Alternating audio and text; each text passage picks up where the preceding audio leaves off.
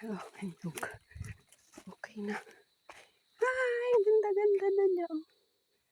Hindi siya lumandi eh. Mainit po kasi, kaya hindi pa pwede tayo magpataba. Ang ganda na ng nyug, oh. Naka-recover na. Kalamansi. Ay, ito na yung kadugsong. Oh, ito naman yung nalinis nila. Oh. Yan. Kadugsong yan. Ito pa yung pupulakin nila. Oh. Pwede kaya akong dumaan dito, parang may apoy pa. Pa! Wala na dyan apoy. Oh. Malawak na. Ha? Malinis na. Ano? Pwede na. Tuntam na. Kahit ganito na. Hindi na ipunin itong mga kahoy. Ha? Ha?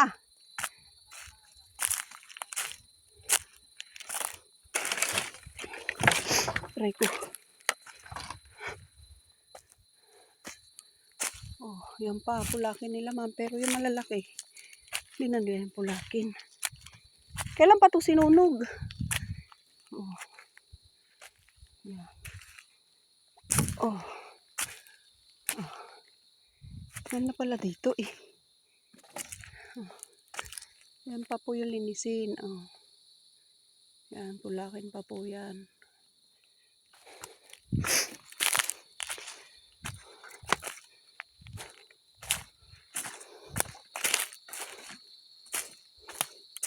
Maganda pala to ay ano.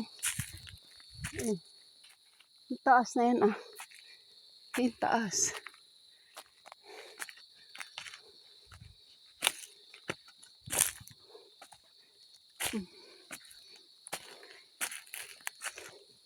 Talagang kailangan punuin to ng nyug. Yung mga krik-krik na yan ay.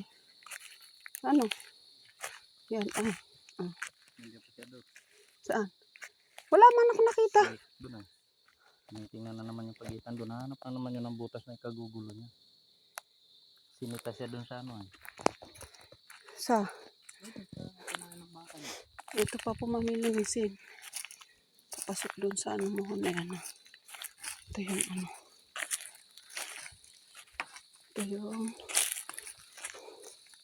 kadugsong niyan ay oh. Oh, malinis na. Lusot-lusutan na. Ito na lang. Pag napatanggal yung mga kahoy na malalaki pa, yun lang malaki yun oh. Ay, natatanggalin na lang. Ano ang tumbadahin mo yan? Nakalaki na yan. Ayan. Patag pala dito ay ano. Ay, linang paghayupan nila yan. Ito. Dito ano. Makatapak tayo ng apoy.